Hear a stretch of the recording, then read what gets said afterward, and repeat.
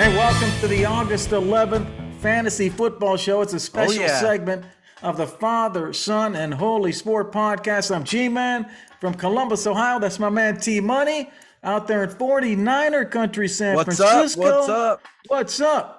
Oh, man, excited. First episode kickoff of the new fantasy football show. This is exciting stuff, man. This is what I can't wait for. Oh, man, this is just a blast that we get to spin off and have some fun talking solely fantasy for the fans out there. Yeah. I love it too, man. It's getting hot. The draft's coming up for fantasy. Everybody's getting ready for the drafts. They don't know which ones to pick. They're narrowing it down. We're going to help you narrow it down to your choice. Hey, y'all, if you like what you're seeing, press the like and subscribe button. We're on YouTube, Spotify, many other platforms. Look for our name at Father, Son, and Holy Sport. And we're going to do a special version of our hot and cold game. You know the hot and cold game. We play it every year. Talk about this time the fantasy drafts, the hot and cold players in the drafts that have been occurring already. Some of the drafts have already been done.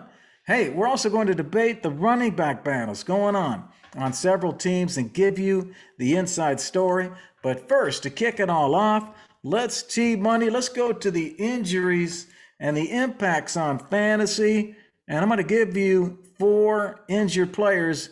You pick one of those, and let's talk about the impact on their team and the fantasy players on that team. So we can talk about Wentz's foot on Indy, Akers' injury to the Rams. We can talk about Dak's shoulder on the impact of Dallas, or Michael Thomas, the impact of New Orleans. Which one you want to kick around, man? Now we're just teasing everyone, only letting them, hey, here's a bunch of, injuries. We only talk one here, Hey, or hit a couple of them, man. Go listen to our podcast and you'll hear about Dak's shoulder. We think it's fine here. Michael Thomas, I don't know what's going to happen to him, but let's talk about Cam Akers' injury here. Wentz's foot, He might be back week 1. So let's talk about Cam Akers here. He's out the whole year with an Achilles injury. Darrell Henderson actually had per touch stats better than Cam Akers. If you go back to last year, he had less carries, but his per touch when he got a chance was really, really good. I like Darrell Henderson. But I still am not convinced that the coaching staff there loves him for some reason. So I'm a little weary about him. I really do think he has RB1 upside every single week, but he's being drafted in about the 20 range, RB20 range right now. So I like him as a value pick right now. I don't think he's going to be an RB1 just purely because I don't think they trust him and they really want to feed Stafford. But I like him as a value pick with RB1 upside, even though I think there's going to be a little bit of a committee. Go Henderson if you can at his current value. I like him too. I think he's got a great value there. Sitting at I got 55, ranked 55. Overall, ranked 55. I like him in that spot. I mean, he's a starter, and from what what the word on the street out with the reporters out there is that he is the clear starter. Xavier Jones, who everybody's kind of buzzing about, Xavier Jones, from what I understand, is way far back. Yeah, he's really the second choice. And this is clearly Darrell Henderson's show.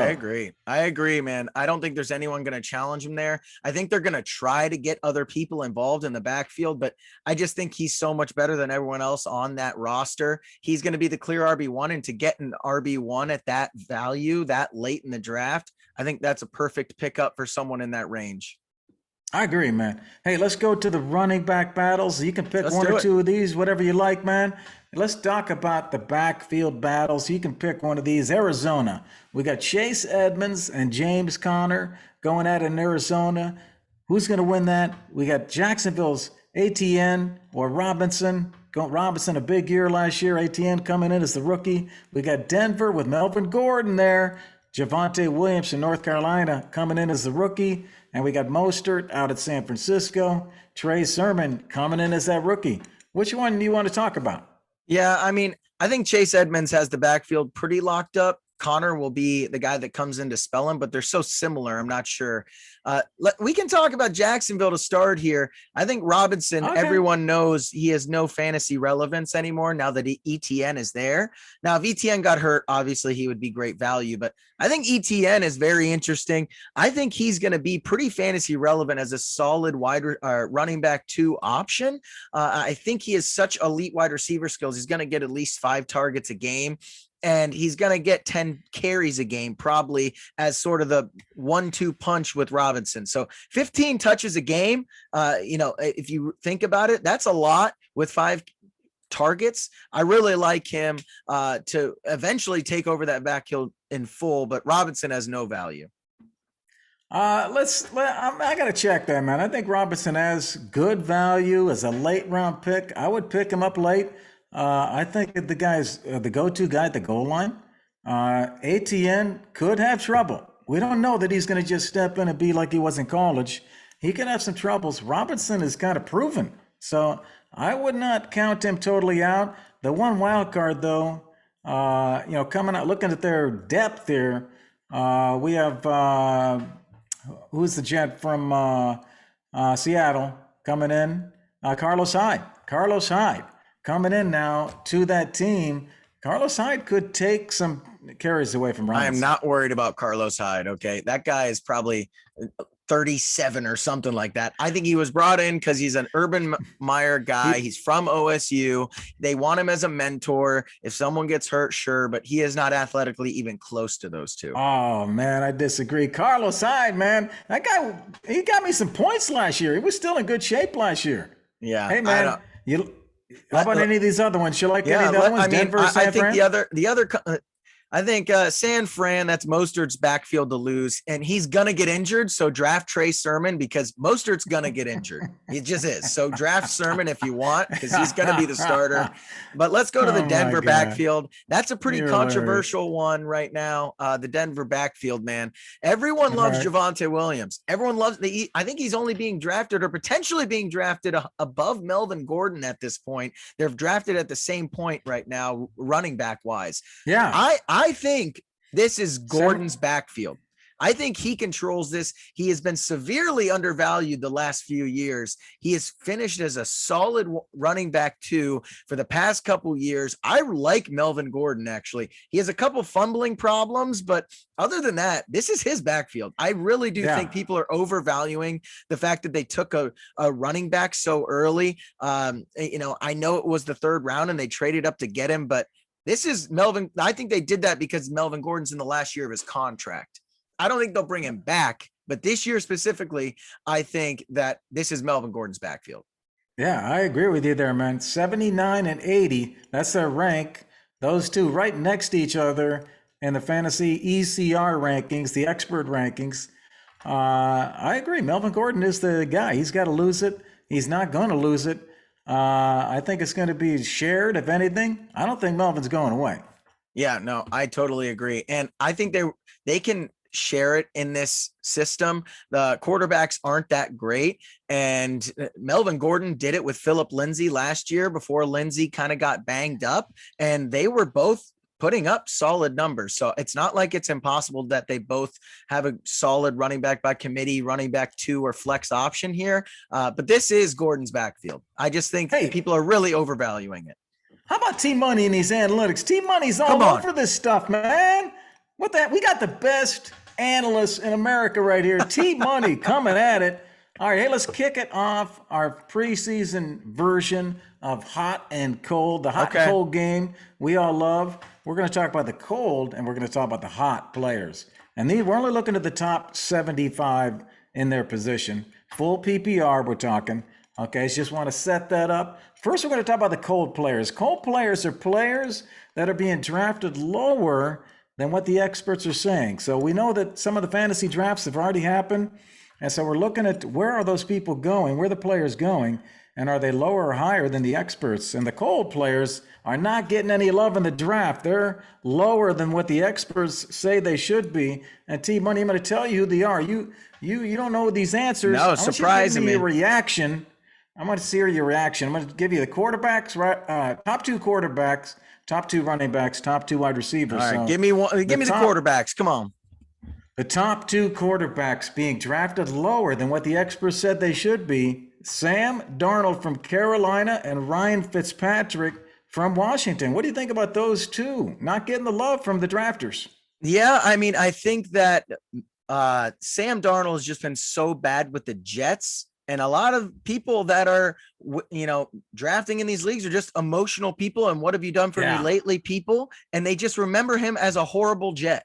And I think that is Yeah. more based on who he was That's true. surrounded with. So I like Sam Darnold.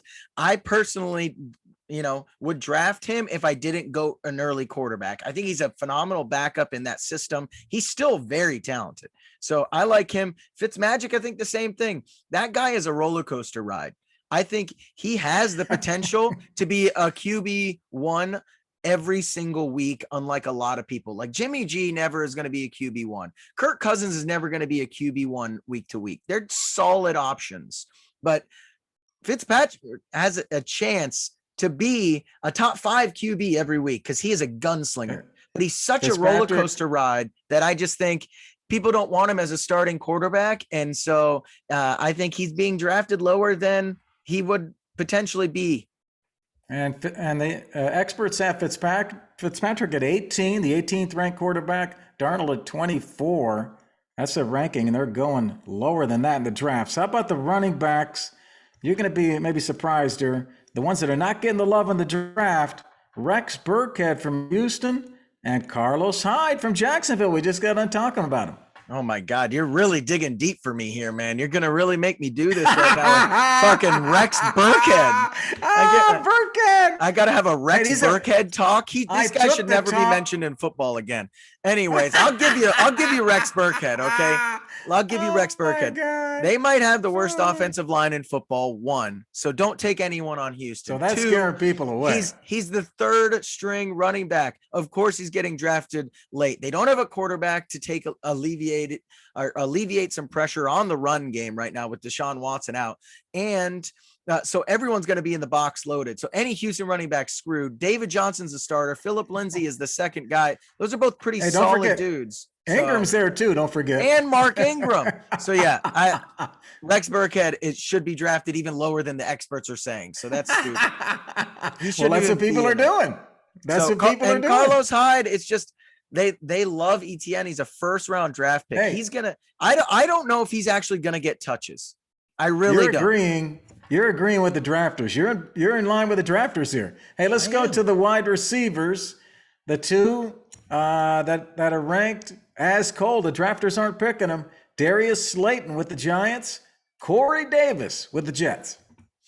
Not getting any love. So let's go to Slayton first. I think they added so many offseason acquisitions with Kenny Golladay and Kyle Rudolph, and they get Saquon back in the passing game. I think that's 3 additions from what they didn't have last year. Plus, I think Daniel Jones is going to make a passing leap, and you have Sterling Shepard there, who I really like. I just think it's so crowded. I would be very difficult to take someone where your quarterback isn't an elite passer and you're focused on the run game more than you are passing in the first place. And they have Evan Ingram there as well. Don't forget. So he led the team in targets, which is a tight end. So I don't like Slayton either. I think that's smart, but Corey Davis, man, I like this guy. I think he's being severely underdrafted, and I think the experts are underrating him as well. I think I would draft him higher than that. You're not going to be able to get a wide receiver 1 that late. That is tremendous value. He is the best receiver on that roster by far. The next best guy is a rookie, Elijah Moore. So I really like Corey Davis in this, even if Zach Wilson is trash. I mean, look at Robbie Anderson back in the day when he was with Sam Darnold. He was solid. He was a solid flex option on your bye weeks. I really like Corey Davis. He had some big games with the Titans last year. Draft him. He is undervalued. He's ranked as the 44th wide receiver, Corey Davis. Great. Hey, that's great, value. man. Hey, great insight there, Team Money. Let's go to the hot players. These are the players that are getting love in the draft. People are taking them early. So if you're targeting these players, you better be prepared to step it up because players are going after them early. Let's start with the quarterbacks. The players going early in their drafts compared to the experts. Deshaun Watson of Houston, you won't believe this, Marcus Mariota of Las Vegas. I mean, are we really going to talk backups right now? Marcus Mariota, I mean, I guess he's a solid backup option. I'm only taking the top 75 in each category. I don't even know what to say about Marcus Mariota. Congrats on drafting him early. Like, I don't really care. So that's irrelevant. Well, they must be worried about. He's not a starter. So okay, go ahead. He's not a starter. So maybe they are worried about Derek Carr. Maybe. How about Deshaun Watson? Deshaun Watson, I think people are expecting him to play. And I think the experts are expecting him to not. And I think there's the gap. That's the big gap. If Deshaun was not was playing, he'd be a top 5 quarterback. And I think people are banking on getting a mid-round quarterback in Deshaun who could be their QB1. So that's why I think this is happening. And I would take the risk. If you're going to take a backup, I would take Deshaun earlier than the experts, just because if he starts, he's a top 5 QB. All right, be ready for that in your draft, everybody. If you're drafting, you got to remember this, man. If you're just looking at rankings, you got to watch out for stuff like this. We're trying to make you smart. Come on. In your upcoming draft. Let's go to the running backs that are hot in the draft. Let's start with Devontae Booker from the Giants and Chuba Hubbard from Carolina. Those are the two that are going earlier than the experts thought. No, I mean, I like both of those. And especially if you want to, I think they're going higher because both of those guys are coming off of injuries, and the people that draft them are drafting their handcuffs, right? They're drafting their backups, which is a very smart move. If you have Ezekiel Elliott, draft Tony Pollard. You should draft those guys earlier than what the experts say, because you need that insurance. So I think that's why they're going early, especially Christian McCaffrey and Saquon Barkley's backups. Those guys coming off major injuries, you really do want to have the backup because you don't know how they're going to fare. So it's understandable why they're going early. That is exactly correct. I agree with that analysis, man. That's great insight. Come on. You guys are getting it, man. Let's go. Let's finish this up. We're going to wrap up the show with the hot wide receivers. And we've already talked about them several times. Being drafted, getting a lot of love, Michael Thomas. And the second one's A.J. Green from Arizona, getting some love. Yeah, I mean, Michael Thomas is going to be very interesting. I don't know if he has gotten the surgery yet, or he's going to get the surgery. The Saints don't want him to, and I'm not sure where that all is situated, but he's going to be out potentially at the beginning of the year. So I'm not sure his value is there. I would not risk having my wide receiver 1 be Michael Thomas. Now, if I got, let's say, Devontae Adams in the first round, then a running back, and Michael Thomas was my wide receiver 2, I would really like that. But I don't agree taking him above the ranking of the experts. I wouldn't even take him at that. So, I'm not a fan of Michael Thomas. AJ Green, I think, could have a big bounce back year. I do like AJ Green in this system. Kyler Murray with Hopkins on the other side. Kyler Murray is a great passer. Hopkins is going to be the one getting double teamed. The running game is not great. I think AJ Green could have a little bit of a bounce back year. He is a little old, but yeah, I like AJ Green, but I would probably go more expert consensus ranking than I would drafting hot, just because he's been injured and he didn't play. I mean, he had a solid year last year, but he was on and off. I don't know. I'm not sure on AJ Green. He is a major question mark to me in this, and that I don't like drafting question marks. Yeah, that's a good point. The other receivers also, Christian Kirk's been successful, Rondale Moore and Andy Isabella are the other ones out there more in the slot, but AJ Green on the outside trying to come back and do it, man. Hey, great analysis, T-Money. Thank you, we hope you all got some tips, and we know your drafts are coming up, and we hope you enjoyed the new Fantasy Football Show brought to you by Father, Son, and Holy Sport. You know that we love you. If you love the show, press the like and subscribe. Look for us on all the platforms at Father, Son, and Holy Sport. And if you're interested in sponsoring this new show, reach out to us next week. We have a guest on the Fantasy Football Show, Tarek Mezion. Get ready. Tarek's a talented fantasy manager. We're going to bring him to the Father, Son, Coast to Coast hotline. T-Money, enjoy your fantasy. Get ready for the draft activity. Oh yeah, I'm getting pumped, getting ready, just looking at all sorts of draft rankings, getting my mind right. Couple big drafts coming up here. It's so fun. Glad to be back and excited to be starting this new show with you, man. It's been fun. I can't wait to continue this. Yeah. All right. Love it, man. All right, we'll All the see way you later. Peace, G.